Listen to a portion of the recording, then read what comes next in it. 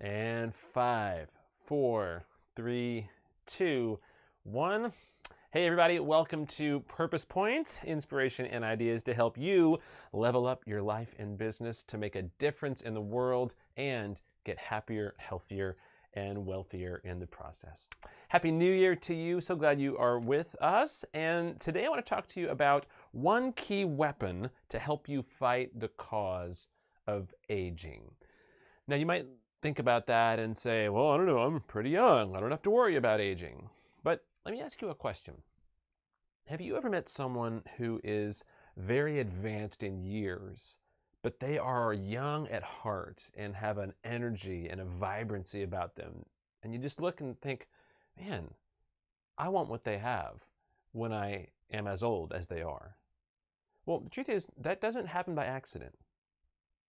Or maybe on the other side, you've known people who are younger in years, but older in the way that they are weathered in their soul, the way that their body has responded. I remember meeting people throughout the years, many times, who I'm looking at them and I'm thinking they're, maybe in their 50s or 60s, and they're in their 30s, sometimes 20s. And the question is, what is the difference? What is the key factor? Well, if we think about aging and we look at the actual biological process, scientists tell us that the physical process of aging is very related to the sun's UV rays and the way that they cause damage to our cells, which requires our body to rebuild the cells. It's this constant pattern of damage and rebuilding, damage and rebuilding. And if we talk to psychologists and psychiatrists and mental health professionals and researchers, we find out that the psychological aging process is actually very similar. When we go through difficulty, when we go through trauma, when we go through hardship, our psyches have to deal with that, process it, and then rebuild. This is why in many places in the developing world, you have children who are 5, 6, 7, 8, who are caring for younger siblings with a level of conscientiousness and maturity that most kids in the US don't even hit when they're 10, 12, 15. Why is that? It's necessity. So if we're thinking about it, and if you want to live a life that has that spark of energies, has that spark of vitality, if you want to keep running your business well into your 60s, 70s, 80s, if you want to keep enjoying your family well into your later years, what is it? Well, I think we can look at this process of biological aging and psychological aging and narrow it down to one key idea. And I would argue this. Certainly there's multiple factors and this isn't a biology lesson, but I would argue this, that the true cause of aging isn't the time, it's the trouble. It's not how much time you've spent on Earth. It's what has happened in that time and how has trouble made its way into your life. Now, there's an old phrase that says, into every life some trouble must fall. In the Christian scriptures, Jesus said, in this life you will have trouble. The Hindu and Buddhist traditions are very big on life is suffering, right? So there's no escaping trouble. So the question is being young at heart and maintaining your spark of youth, is resisting the effects of aging, is that just a matter of avoiding as much trouble as possible? Or is there something else? Well, certainly I would argue that if you can avoid trouble, do so, right? But in life, none of us gets out without it. So here is my observation.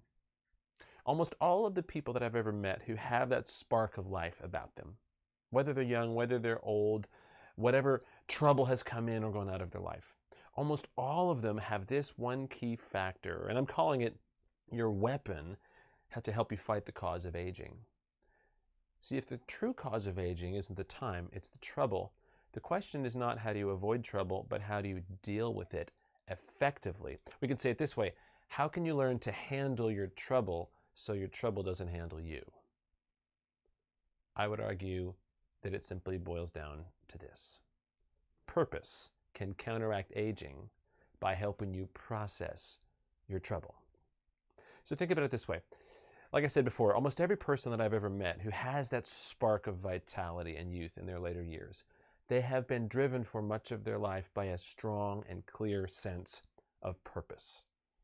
For some, it was the desire to set a better example for their family than their father or mother set for them. For others, it was a desire to be active in their community and create a positive change in that. For other people, it was a function of their faith. They believed that God had things for them to do. For others, it was they had a strong desire to contribute back to society in gratitude for all the blessings that they'd received and all the success they had achieved. Each of these people, the type of purpose may have been different, but the presence of purpose was the same. See, when your life has an overarching theme, when your life has a goal to which you're aiming, when there's something that you are living for, it gives you an incredible weapon to process the troubles that come. See, if my life has a guiding purpose, I'll just tell you mine. My purpose is to inspire and empower as many people as possible to build a better world.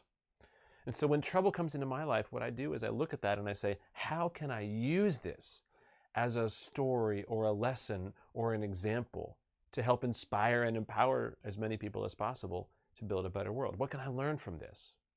I can look at it and say, how can handling this problem well continue to make me into the kind of person that others are inspired by?